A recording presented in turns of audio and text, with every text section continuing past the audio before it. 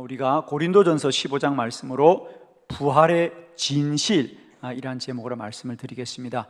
특별히 오늘 부활주의를 맞이해서 왜 이 부활이 2000년 전에 있었던 일인데 왜 지금까지 교회는 이 부활을 가장 중요한 절기로 우리가 구별해 지킬 것인가, 그 부활의 진실을 깨닫고 오늘도 부활이 주시는 주의 크신 은혜가 우리 가운데 깨달아지고 누려지는 귀한 말씀의 은혜가 있기를 축원합니다. 오늘 사도 바울은 고린도 교회 편지하면서 오늘 본문 12절에 이렇게 말씀하는데, 오늘 고린도전서 15장 12절 말씀을 먼저 한번 합독해 봅니다. 시작. 그리스도께서 죽은 자 가운데서 다시 살아나셨다 전파되었거늘 너희 중에서 어떤 사람들은 어찌하여 죽은 자 가운데서 부활이 없다 하느냐. 아멘. 아멘. 오늘 사도 바울은 고린도 교회 편지하면서 너희들은 왜 부활이 없다고 하느냐, 그리스도는 죽은 자 가운데서 다시 살아나셨다. 자, 그러면서 특별히 오늘 본문에 보니까 그리스도께서 죽은 자 가운데서 다시 살아나셨다 전파되었거늘 그랬어요. 그러니까 다시 살아나셨을 뿐 아니라 그 주님이 전파되었다 그랬어요. 우리 한번 12절 다시 한번 영상으로 한번 띄워주면서 우리가 본문을 좀 더 잘 보았으면 좋겠어요.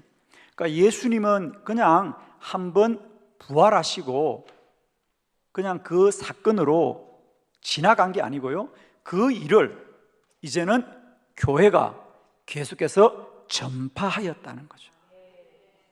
자, 오늘 저는 저와 함께 2000년 전에 예수 그리스도의 부활은 그저 예수님에게 한 번 일어난 사건이 아니고 여전히 지금도 그 부활은 전파되고 있다는 거죠. 즉 우리 교회의 신앙의 고백이 된다는 거죠.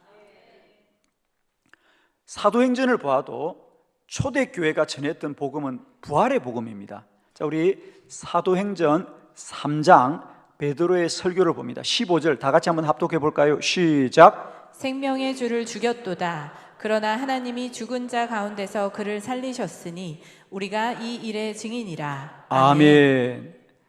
너희들은 생명의 주를 죽였도다. 그러나 하나님은 죽은 자 가운데서 예수를 살리셨고 우리가 이 일의 증인이다.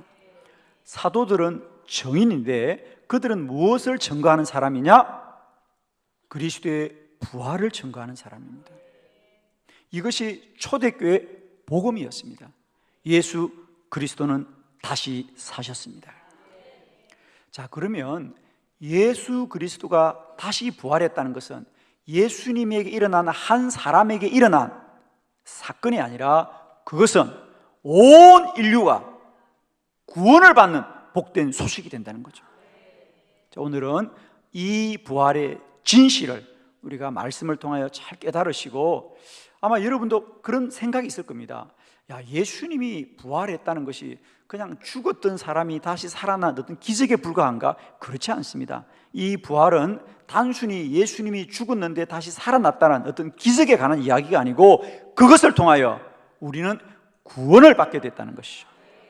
자, 이 말씀 함께 우리가 나눌 터인데 여러분 이미 받으신 주보에 4가지 말씀이 이미 정리되어 있습니다. 자, 주보를 참고하시면서 4가지 말씀을 저와 함께 나누도록 합니다. 먼저 부활이 없으면 헛된 믿음입니다. 그렇죠? 자, 고린도전서 15장 17절 우리 다 같이 한 목소리를 합독합니다. 시작. 그리스도께서 다시 살아나신 일이 없으면 너희의 믿음도 헛되고 너희가 여전히 죄 가운데 있을 것이요. 아멘. 아멘. 여러분 거기 한번 밑줄을 그어놓고 말씀을 봅시다. 마지막 구절 너희가 여전히 죄 가운데 있을 것이요. 그러니까 부활이 없다면 우리의 믿음이 헛된데 그 헛된 것은 뭐냐면 우리가 죄 가운데 있을 거라는 거예요. 그런데 지금 우리는 죄 가운데 있지 않고 구원받은 줄로 믿습니다. 더 이상 심판이 아니라 영생인 줄 믿습니다. 그렇게 믿으시는 분만 아멘 합시다, 여러분. 오늘 사도 바울은 예수가 부활했다는 것이 예수가 부활했냐 안 했냐가 중요하지 않고 예수의 부활이 없으면 우리의 믿음도 헛된 것이고 우리는 여전히 죄 가운데 있을 것인데 주님이 부활하셨으므로 우리는 죄 가운데 있는 것이 아니라 이제 구원에 이르게 되었고, 심판 앞에 있는 것이 아니라 영생이 있는 것이죠. 예수 그리스도의 부활은 예수 그리스도에게 일어난 한 사람의 사건이 아니라 그것은 우리를 구원하는 복된 소식이 된 거죠. 아멘이십니다. 그래서 오늘도 교회는 2000년 동안 해마다 이 부활주의를 가장 복된 절기로 구별하여 드리는 것이죠. 자, 그러면 우리가 분명히 아셔야 될 것은 예수 그리스도가 부활했다는 것이 왜 우리의 구원과 상관이 있을까? 자, 여러분 이제 우리가 말씀을 좀 알기를 원하는데요. 먼저 히브리서 6장 20절 말씀을 함께 좀 합독할까요? 시작.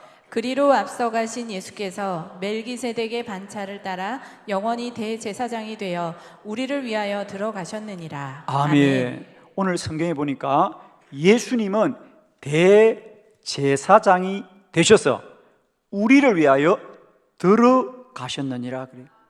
들어가셨다는 거죠. 어디로 들어갔다는 겁니까? 예. 자, 이것은 이제 우리는 잘 몰라도 유대인들은 이 구절들이 익숙하죠. 대제사장이 들어갔다.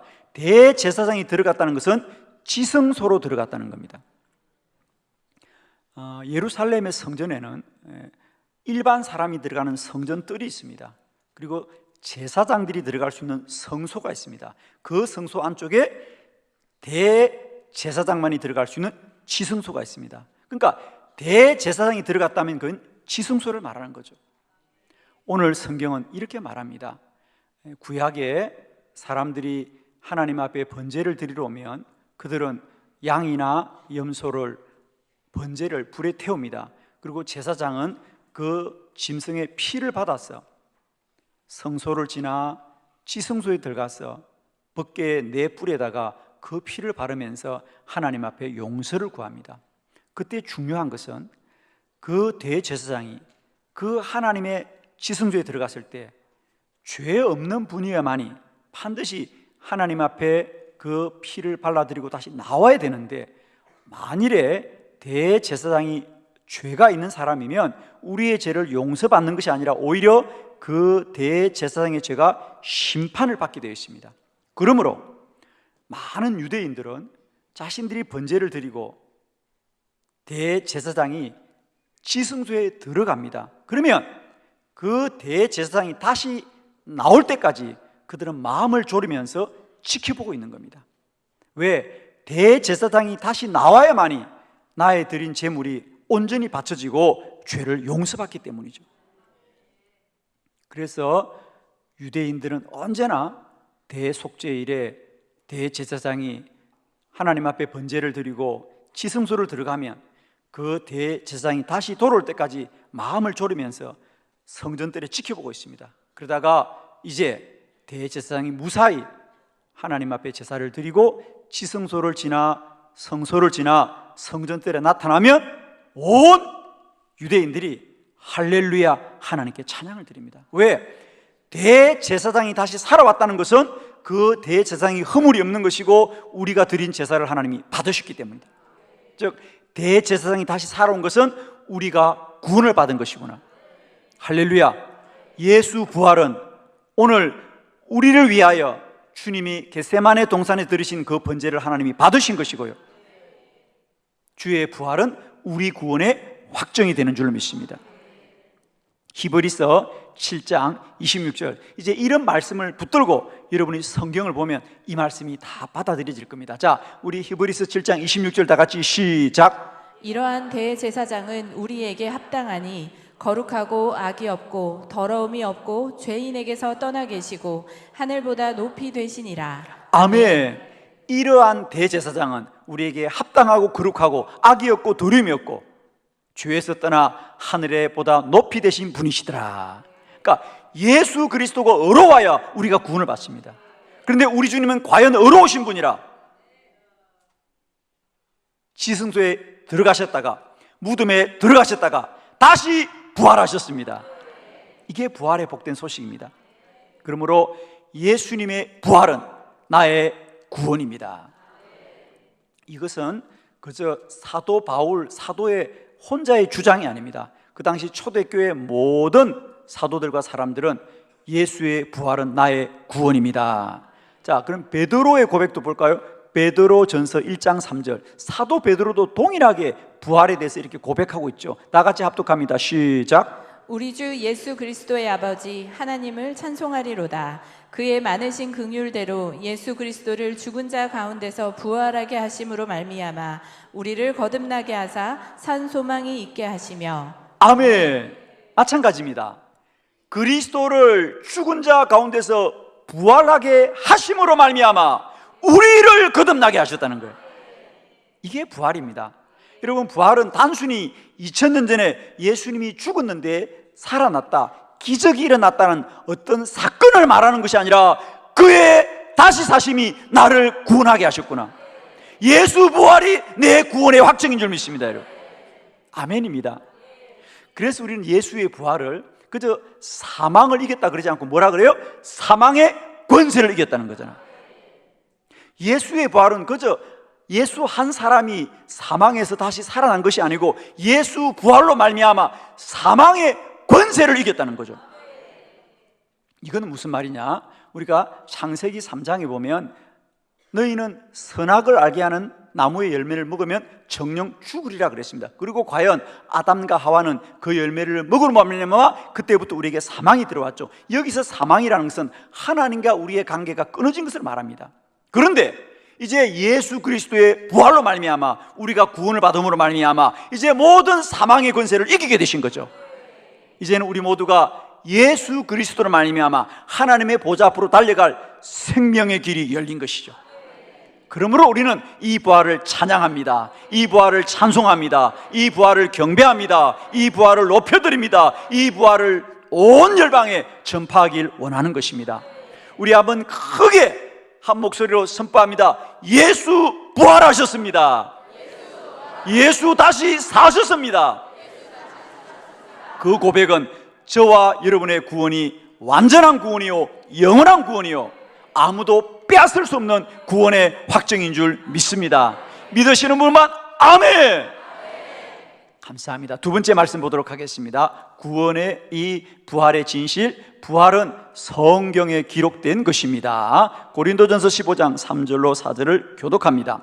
내가 받은 것을 먼저 너에게 전하노니 이는 성경대로 그리스도께서 우리 죄를 위하여 죽으시고 장사 지낸 바 되셨다가 성경대로 사흘 만에 다시 살아나사. 아멘. 그게 밑줄을 긋습니다. 3절 성경대로, 그리고 4절 성경대로. 그러니까 우리 주님이 다시 부활하신 것은 우연히 일어난 사건이 아니라 이미 그것은 성경에 기록된 말씀입니다.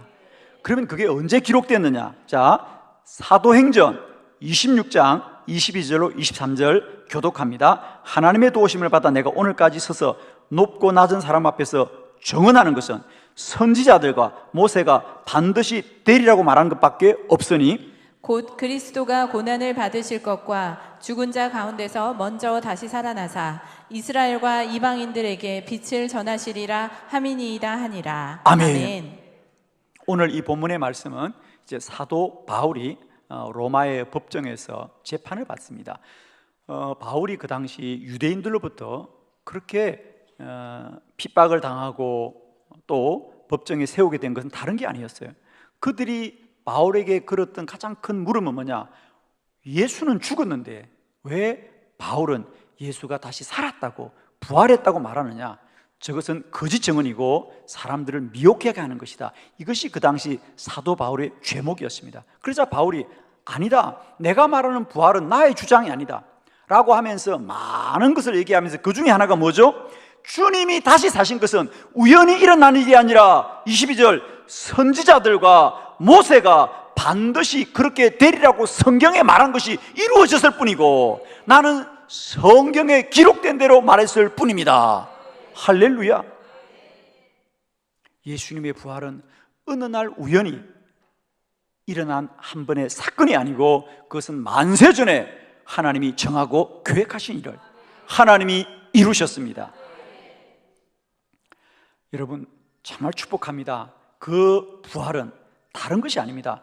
예수 한 사람을 살리기 위한 것이 아니라 저와 여러분을 구원하기 위해 하신 하나님의 만세 전부터 변하지 않는 하나님의 작정하심과 계획하심 줄 믿으시고, 오늘도 부활하신 주님을 찬양하고 찬미하고 높여드리는 저와 여러분 되기를 바랍니다. 여러분, 예수의 부활은 어느 날 우연히 일어난 사건이 아니고 이미 성경에 기록된 대로 하나님이 이루신 일이고, 그 부활은 저와 여러분의 구원을 위함인 줄 믿습니다. 세 번째, 예수의 부활은 우연히 일어난 것이 아니다. 세 번째, 예수님이 미리 말씀하였습니다. 마태복음 16장 21절 다 같이 시작. 이때로부터 예수 그리스도께서 자기가 예루살렘에 올라가 장로들과 대제사장들과 서기관들에게 많은 고난을 받고 죽임을 당하고 제3일에 살아나야 할 것을 제자들에게 비로소 나타내시니. 아멘. 거기도 밑줄을 긋고 말씀을 볼까요? 죽임을 당하고 제3일에 살아나야 할 것을 제자들에게 비로 말씀하시더라. 그러니까 예수님의 부활은 예수님이 억울한 일을 당하고 죽었는데 다시 살아나는 어떤 기적이 우연히 일어난 것이 아니고, 그것은 이미 예수님도 먼저 그렇게 예고했다는 거예요. 나는 십자가에 못 박혀 죽을지라도 하나님은 나를 다시 살리셨어. 이 번제가, 하나님의 드린 이 십자가의 번제가 온전하고 완전함의 영원한 번제인 것을 하나님이 확정하실 것이다. 여러분, 예수님의 부활은 여러분이 믿어줘야 되는 것이 아니라 부인할 수 없는 진리입니다. 아멘이십니까? 그동안 많은 설교자들은 이 부활주일만 되면 사람들에게 예수의 부활을 설명하고 이해시키고 변론하는데, 사랑하는 성도 여러분이요, 예수의 부활은 우리가 이해를 해야 되는 것이 아니라 믿어야 되는 것이고, 아무도 부인할 수 없다는 거죠. 축복하기는 이 부활절에 다시 한번 예수 부활이 우리 안에 믿어지는 복된 은혜가 있기를 축원합니다. 마지막 네 번째, 예수의 부활은 한두 사람이 본 것이 아니다. 많은 사람이 보았습니다.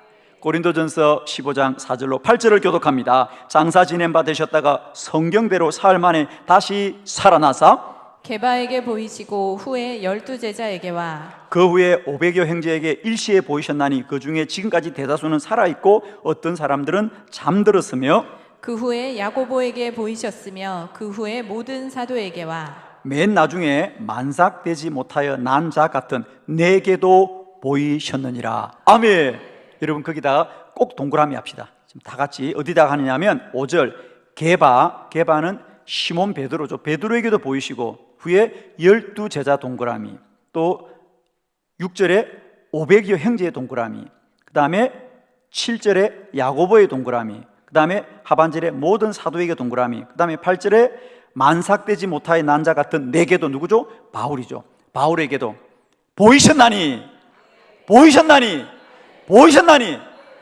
부활은 모든 자가 보았습니다. 제 오늘 설교의 결론입니다. 여러분, 거기다가 9절을 적어놔. 9절 빨리 첨가해요. 주보에다 9절 적고 나도 보았느니라. 아멘. 그 9절을 적으세요 빨리. 나도 보았느니라. 아멘. 주님 부활하셨습니다. 주님 부활하셨습니다. 주님 부활하셨습니다. 사실 제가 왜 이 말씀을 드리냐면, 결론은 제일 마지막이에요. 8절에 맨 나중에 만삭되지 못하여 난 자 같은 내게도 보이셨다. 사실은 사도 바울도 처음에는 예수가 부활했다는 그 유대인들이 가진 생각들을 고스란히 가지고 있습니다. 그래서 바울도 원래는 그리스도인들을 핍박하고 교회를 핍박하고 그랬던 사람이지 않습니까? 그런데 그런 나에게도 예수님은 보이셨습니다. 오늘 바울과 같은 자들에게도 이 아침에 부활하신 주님이 만나고 깨달아지고 믿어지는 부활의 복된 은혜 있기를 바랍니다. 여러분, 부활의 주님을 나도 보았습니다. 나도 만났습니다. 그 주님이 나를 구원하셨습니다. 사랑하는 성도 여러분, 예수 그리스도는 우리를 위해서 죗값으로 지불하신 대속물이고, 또 우리의 죄를 확정해 주시는 의로우신 대제사장이십니다. 그분은 지성소에 들어가셨다가 다시 부활하셔서 저와 여러분의 영원한 구원과 완전한 구원과 아무도 되돌릴 수 없는 구원을 확정해 주신 영원한 그리스도이십니다. 주님 부활하셨고 다시 사셨고 우리의 구원을 확정하신 주님을 찬양하고 찬송하고 높여드리는 복된 인생 되기를 축원합니다. 기도드리겠습니다.